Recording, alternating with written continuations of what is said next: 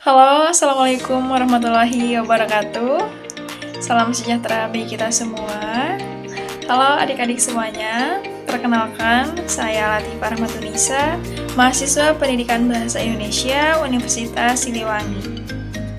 Nah, adik-adik, di sini saya akan menjelaskan salah satu materi SMA yaitu kelas 10 mengenai biografi dan autobiografi.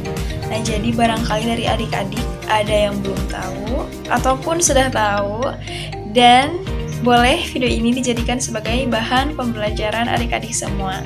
Jadi simak videonya ya. Nah, sebelum kita lanjut ke materi, boleh di sini adik-adik menebak terlebih dahulu dari ketiga tokoh ini. Dijawab di dalam hati. Saya beri waktu 5 detik, dimulai dari sekarang.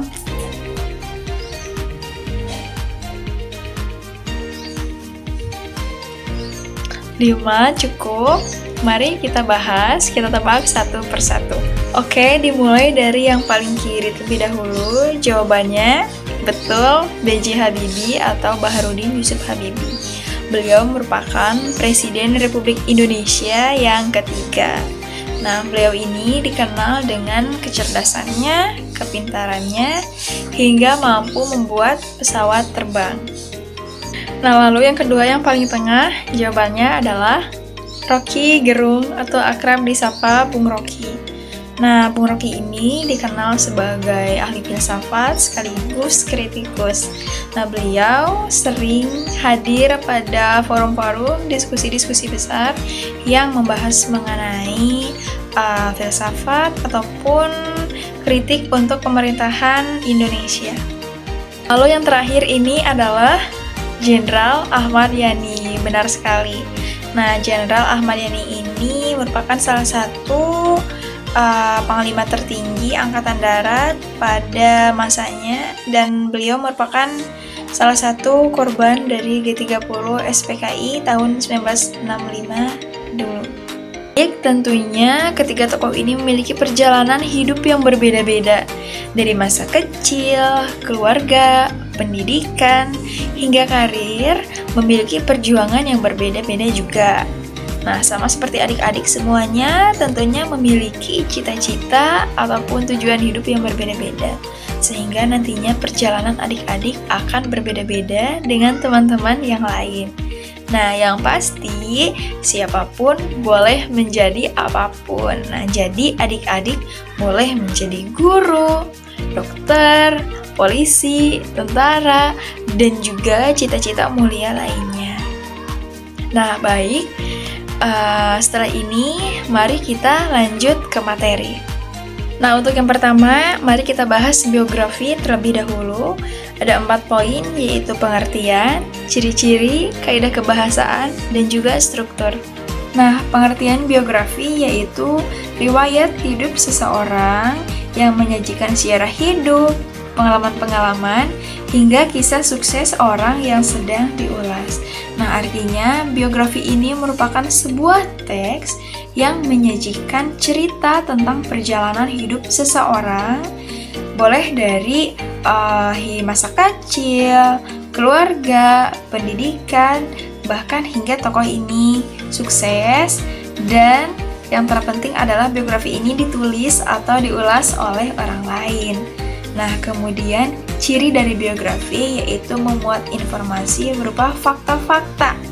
Nah, artinya fakta-fakta ini merupakan kisah-kisah yang memang benar-benar pernah terjadi dari tokoh yang sedang diulas. Nah, yang selanjutnya yaitu kaidah kebahasaan biografi. Ini ada 4. Yang pertama, menggunakan kata ganti orang ketiga. Nah, apa saja? Ia, dia, beliau, dan juga boleh menyebutkan nama, misalnya B.J. Habibie adalah bla bla bla. Nah, seperti itu. Kemudian yang kedua, banyak menggunakan kata kerja tindakan. Nah, contohnya seperti apa? Contohnya ini adalah B.J. Habibie misalnya menulis buku, atau B.J. Habibie berkuliah, dan lain sebagainya. Kemudian yang ketiga, banyak menggunakan kata deskriptif, yaitu untuk menjelaskan tokoh yang sedang diulas biasanya. Nah, contohnya seperti apa? B.J. Habibie merupakan seseorang yang pintar.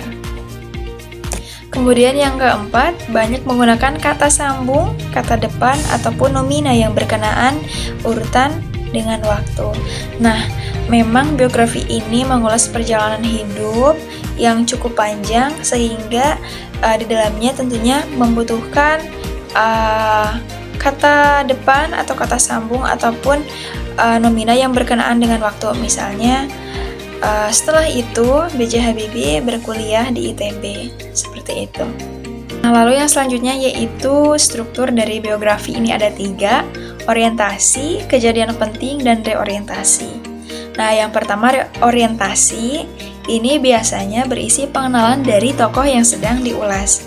Boleh nama lengkap, tempat tanggal lahir, keluarga, dan boleh juga riwayat pendidikan, yang pada intinya di bagian orientasi ini hanya diulas secara singkat saja. Nah, lalu yang nomor 2 yaitu kejadian penting. Nah, pada struktur yang kedua ini biasanya mulai masuk ke kejadian-kejadian atau pengalaman-pengalaman penting yang pernah dialami oleh tokoh. Lalu yang ketiga yaitu reorientasi. Di sini opsional, artinya boleh ada atau boleh tidak. Biasanya berisi tentang pandangan penulis terhadap tokoh agar pembaca dapat mengambil hal-hal positif dari tokoh yang sedang diulas tersebut.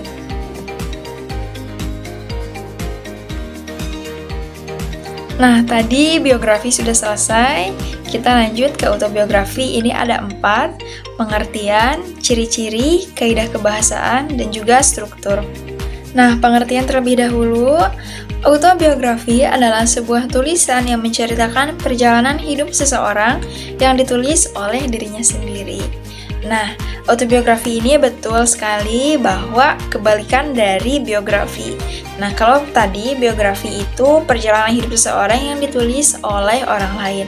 Nah, sedangkan autobiografi ini perjalanan hidup adik-adik yang boleh juga ditulis oleh adik-adik sendiri. Nah, lalu untuk ciri apa sih ciri dari autobiografi?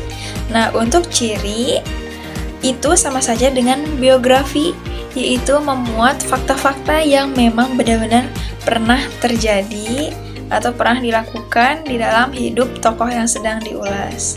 Nah, jadi nanti ketika adik-adik menulis autobiografi adik-adik sendiri, tidak boleh adik-adik memasukkan cerita tersebut. Memang harus benar-benar pernah terjadi di kehidupan kita. Nah, untuk yang selanjutnya yaitu struktur autobiografi. Ini sebetulnya tidak jauh berbeda dengan biografi, sama saja. Hanya saja saya lebih rincikan agar adik-adik nantinya ketika ingin mencoba menulis autobiografi untuk latihan, adik-adik dapat memahami lebih dalam lagi apa saja sih yang harus ada di dalam sebuah autobiografi. Nah, yang pertama ini judul, penting sekali ketika adik-adik menuliskan autobiografi, tidak boleh lupa dengan judul. Judul ini bebas, boleh ditulis dengan nama lengkap diri sendiri. Nah, lalu yang kedua yaitu penulisan latar belakang keluarga, sama saja seperti biografi tadi. Lalu yang ketiga penulisan latar belakang pendidikan, kemudian penulisan latar belakang pekerjaan, dan yang terakhir yaitu boleh adik-adik mencantumkan karya atau prestasi sebanyak-banyaknya. Nah, tapi dengan catatan memang yang benar-benar pernah terjadi atau pernah adik-adik raih di dalam hidup adik-adik sendiri. Nah, itu saja yang dapat saya jelaskan mengenai materi biografi dan autobiografi. Terima kasih atas perhatiannya, semoga adik-adik semua paham. Assalamualaikum warahmatullahi wabarakatuh.